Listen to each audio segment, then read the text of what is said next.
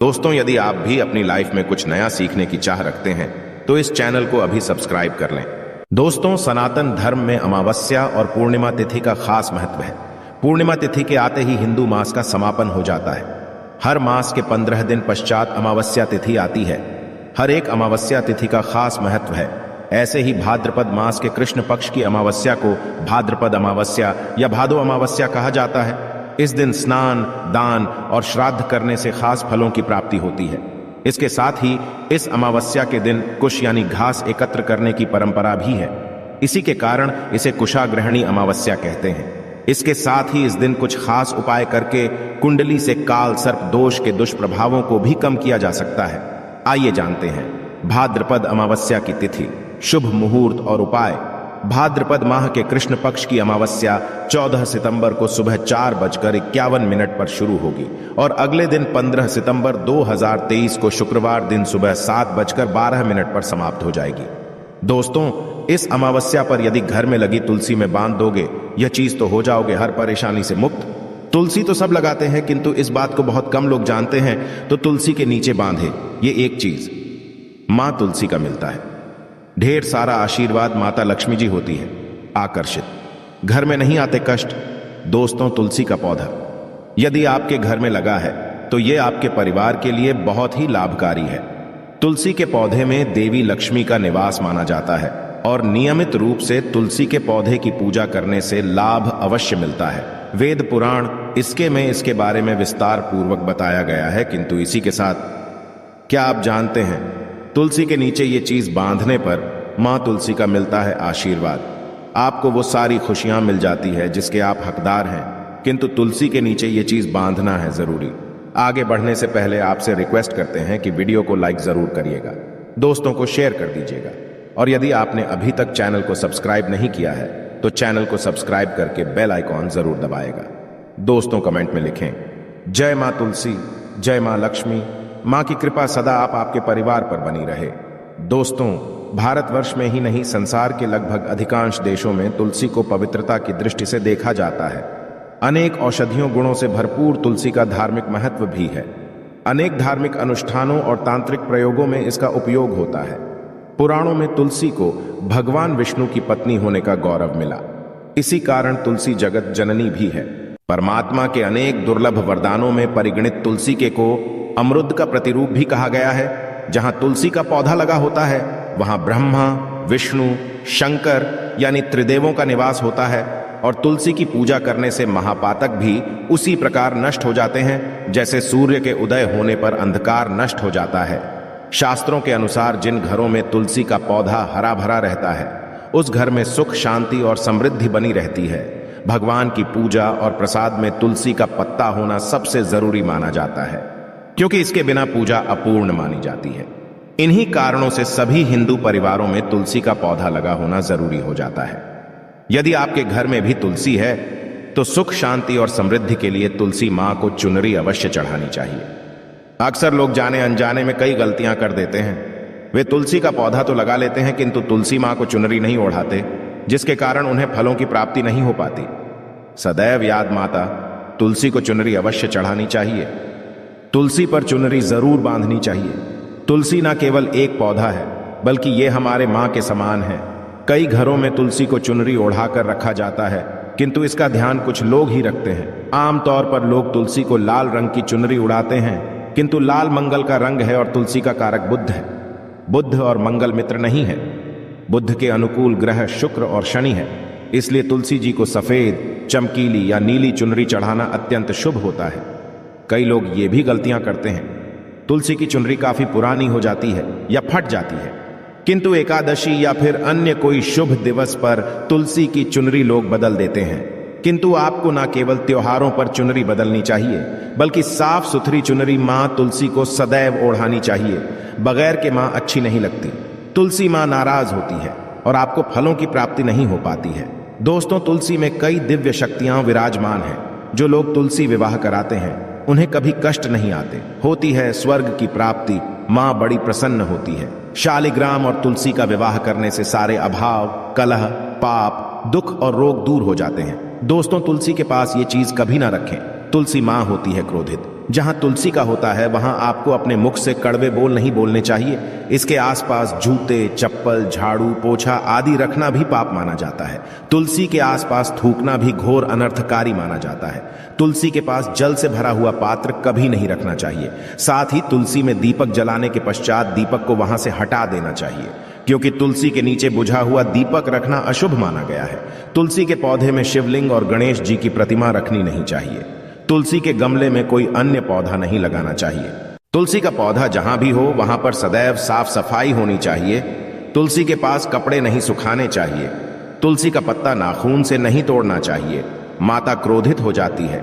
तुलसी के पत्ते सूख कर गिर जाते हैं, उन्हें कूड़े में नहीं डालना चाहिए, पानी में या मिट्टी में दबा देना चाहिए। तुलसी का रविवार को नहीं तोड़ना चाहिए और ना ही रविवार को तुलसी की पूजा करनी चाहिए। बाकी हर दिन तुलसी की सुबह पूजा करनी चाहिए और शाम के वक्त दीपक जला देना चाहिए। अक्सर महिलाएं स्नान के पश्चात खुले बाल में ही तुलसी को जल देती है। तुलसी को भगवान से सदा सुहागन रहने का वरदान मिला है। ऐसे में सौभाग्य में वृद्धि के लिए बालों को बांधकर और मांग में सिंदूर लगाकर तुलसी में जल अर्पित करना चाहिए।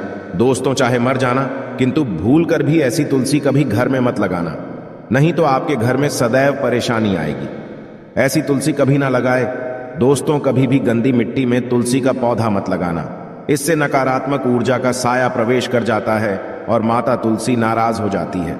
घर में सूखी तुलसी नहीं रखी जाती, इससे अकाल मृत्यु का खतरा बना रहता है। घर की सुख सब खत्म हो जाती है। घर में सूखी तुलसी होने से माता लक्ष्मी कभी वास नहीं करती, चाहे कुछ भी हो जाए। यदि आपकी तुलसी सूख गई है तो इससे यह पता चलता है कि आने वाले समय में आपका बहुत बुरा समय आ सकता है। शास्त्रों में बताया जाता है कि सूखी तुलसी घर में लगाने पर मां तुलसी का अपमान माना गया है। ऐसे घर से हमेशा सदैव के लिए तुलसी माता क्रोधित रहती है। दोस्तों, मासिक धर्म में किसी भी पौधे में पानी नहीं डालना चाहिए, खासकर तुलसी में तो भूल कर भी नहीं। ऐसा कर से तुलसी का पौधा सूख सकता है और घर की सुख शांति सब भंग हो सकती है। तुलसी के पौधे में नियमित साफ सफाई करनी चाहिए। तुलसी के पौधे में केमिकल नहीं डालना चाहिए। तुलसी में सदैव खाद्य पदार्थ या कंपोस्ट ही डालना चाहिए। दोस्तों, तुलसी के पौधे में जल देते समय पैरों में चप्पल नहीं होनी चाहिए और वो जल आपके पैरों में गिरना नहीं चाहिए। इससे धन हानि का खतरा बना रहता है। व्यक्ति को पाप तुलसी माता के नियमित दर्शन करने से व्यक्ति को स्वर्ग की प्राप्ति होती है। सकारात्मकता का संचार पूरे घर परिवार पर बना रहता है। दोस्तों, तुलसी के पत्ते को नाखून से नहीं तोड़ना चाहिए। तुलसी के पत्ते नाखून से तोड़ने पर व्यक्ति को बीमारी लगती है, घर में बीमारियां प्रवेश करती है। दोस्तों, तुलसी का पौधा सदैव घर के बीचों बीच लगाना चाहिए। इसे बहुत ही शुभ और मंगलकारी माना गया है। तुलसी का पौधा घर में लाने से पहले सदैव याद रहे, बुरे भाव से इसे घर में नहीं लगाना चाहिए, अर्थात लालच में आकर तुलसी का पौधा घर में कभी नहीं लगाना चाहिए। इससे माता लक्ष्मी नाराज हो जाती है। दोस्तों, यदि आपके घर में एक से ज्यादा तुलसी के पौधे निकल आए तो आप अपने पड़ोसियों में से किसी को दे सकते हैं। शास्त्रों में कहा जाता है कि एक से ज्यादा तुलसी जब घर में निकल आती है तो वो बहुत ही शुभ माना गया है। ये साक्षात लक्ष्मी के आने का संकेत माना जाता है। देवी लक्ष्मी आपसे बहुत खुश है। तुलसी के पौधों को विषम संख्या में रखना चाहिए, जैसे 3, 5, 7 आदि। तुलसी में कभी शिवलिंग को नहीं रखना चाहिए। गणेश की प्रतिमा भी तुलसी में नहीं रखनी चाहिए, इससे उल्टा घर में विनाश होता है। नियमित तुलसी में दीपक जलाने से कई करोड़ों पुण्य व्यक्ति को प्राप्त हो जाते हैं और व्यक्ति स्वर्ग की प्राप्ति कर लेता है। दोस्तों, है घोर अनर्थ। ऐसे पौधे लगाकर मां तुलसी नाराज हो जाती है। घर में तुलसी के पास इन पौधों को कभी नहीं लगाना चाहिए। ये पौधे अशुभ होने के साथ साथ पूरे घर का विनाश भी करते हैं। मां तुलसी होती है क्रोधित। आज ही इन पौधों को घर से बाहर करें। दोस्तों, यकीन माने हम आपको शास्त्रों के अनुसार बता रहे हैं कि वो पौधा कोई और नहीं बल्कि नागफनी का पौधा है। जी हाँ, नागफनी का पौधा तो आपने जरूर देखा होगा। आपको बता दें, आप ऐसे कई घरों को देख सकते हैं जहां पर नागफनी का पौधा कभी नहीं होता है, क्योंकि ये पौधा नकारात्मक ऊर्जा का संचार करता है।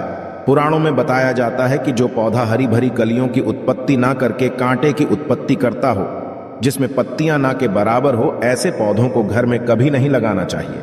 खास तौर से बताया जाता है कि किसी भी धार्मिक स्थल पर नागफनी का पौधा नहीं लगाना चाहिए। खा बात जब तुलसी के पौधे की आती है तो घर में कभी भी तुलसी के पास नागफनी का पौधा कभी नहीं लगाना चाहिए। ये नकारात्मक ऊर्जा का संचार बहुत तेजी से करता है। माता तुलसी के साथ साथ मां लक्ष्मी भी ऐसे घर में वास नहीं करती। जहां पर नागफनी का पौधा होता है। इसलिए आज ही अपने घर से इन पौधों को बाहर कर दें। ये पौधा अशांति फैलाने के साथ साथ भूत प्रेत आत्माओं को भी आकर्षित करता है। ये बुरी शक्तियों प्रतीक माना जाता है। दोस्तों, शास्त्रों में बताया जाता है कि यदि माता तुलसी के साथ साथ माँ लक्ष्मी की कृपा भी जो व्यक्ति पाना चाहता है तो तुलसी के पौधे के पास केले का पौधा जरूर लगाना चाहिए। इसे सर्वश्रेष्ठ और मंगलकारी माना जाता है। इससे माँ लक्ष्मी के साथ साथ विष्णु की कृपा भी मिलती है। माँ लक्ष्मी बहुत प्रसन्न होती है। दोस्तों, जिस घर के तुलसी में ये एक चीज नहीं रखी जाती तो उस घर से लक्ष्मी कोसों दूर रहती है। साथ ही तुलसी होती है क्रोधित और आप कोई भी कार्य करोगे कभी सफल नहीं होगा। दोस्तों, तुलसी का पौधा घर में है तो उसके साथ शालिग्राम को जरूर रखें, वरना बुरा समय आपको घेर सकता है। शालिग्राम भगवान विष्णु का निराकार रूप माना जाता है। ये काले रंग का पत्थर होता है जिसे विलक्षण और मूल्यवान माना जाता है। इसे बहुत सहेज कर रखना चाहिए। मान्यता है कि इसमें अल्प मात्रा में स्वर्ण भी होता है। शालिग्राम के पत्थर नेपाल में बहने वाली गंडकी नदी में पाए जाते हैं और जिस घर में तुलसी के साथ शालिग्राम को रखा जाता है उस घर में विष्णु के साथ साथ लक्ष्मी जी की कृपा भी बनी रहती है। धन दौलत की कमी बिल्कुल भी नहीं होती। खुशी उस घर में अपना बसेरा बना लेती है। शास्त्रों में साफ साफ लिखा है, जिस घर में शालिग्राम रखा होता है वहां पर सकारात्मक ऊर्जा का भंडार होता है। साथ ही घर में कोई भी व्यक्ति बीमारी से पीड़ित नहीं होता। तरक्की आपके चुनती है। पुराणों में यहां तक कहा गया है कि जिस घर में शालिग्राम है वो घर समस्त तीर्थों से भी श्रेष्ठ है। इनके दर्शन और पूजन से समस्त भोगों का सुख मिलता है। स्वयंभू होने के कारण इनके प्राण प्रतिष्ठा की आवश्यकता नहीं होती। यदि इसे घर में तुलसी के पौधे के नीचे रखकर पूजा की जाती है तो घर में भगवान विष्णु और महालक्ष्मी का वास हो जाता है। ऐसे घर में पैसों से संबंधित कोई समस्या नहीं रहती। मृत के समय इनके चरणामृत का जल प्राशन करने वाला व्यक्ति सभी पापों से मुक्ति पा लेता है। वो विष्णु लोक को चला जाता है। ये चरणामृत औषधि के समान होता है। जो इसका सेवन करता है उसका पुनर्जन्म नहीं होता। चरणामृत ग्रहण करने के पश्चात बहुत से लोग सिर पर से हाथ फेरते हैं, किंतु शास्त्रीय मतानुसार ऐसा नहीं करना चाहिए। इससे नकारात्मक प्रभाव बढ़ता है। चरणामृत सदैव दाएं हाथ से लेना चाहिए और श्रद्धा भक्ति पूर्वक मन को शांत रखकर ग्रहण करना चाहिए। इससे चरणामृत अधिक लाभप्रद होता है। जिस घर में शालिग्राम का नित्य पूजन होता है उसमें बाधाएं अपने आप खत्म हो जाती है। यदि आप घर में असली शालिग्राम ले आए हैं किंतु उसकी ठीक से नियम से देखभाल नहीं कर पा रहे हैं तो इसका उल्टा प्रभाव देखने को मिलेगा। घर में सिर्फ एक ही शालिग्राम की पूजा करनी चाहिए। विष्णु की मूर्ति से कहीं ज्यादा उत्तम है शालिग्राम की पूजा करना। शालिग्राम पर चंदन लगाकर उसके ऊपर तुलसी का पत्ता रखा जाता है। प्रतिदिन शालिग्राम पंचामृत से स्नान कराया जाता है। जिस घर में शालिग्राम की पूजा होती है उस घर में लक्ष्मी का सदैव वास रहता है। शालिग्राम पूजन करने से अगले पिछले सभी जन्मों के पाप नष्ट हो जाते हैं। शालिग्राम सात्विकता का प्रतीक है। उनके पूजन में आचार विचार की शुद्धता का खास ध्यान रखा जाता है। आशा है कि आज की इस प्रस्तुति में बताई गई जानकारी आपको अच्छे से समझ आ गई होगी। वीडियो अच्छा लगा हो तो एक लाइक अवश्य कर दें। धन्यवाद वीडियो के अंत तक बने रहने के लिए।